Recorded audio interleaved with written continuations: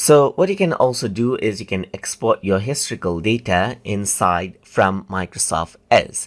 So to do that, you need to go around onto the three dot button, and then you need to go around onto history, and then you need to click on the three dot button and open the history page. And over here you see all of your browsing history right here. So if you want to go around and export it, then you need to go around and click on export browsing data right here, and then click on export right here. Then what happens is that you get this option right here where you get the Explorer. Then you need to go around onto the folder where you want to save your browsing history data, and then hit the save button just like this.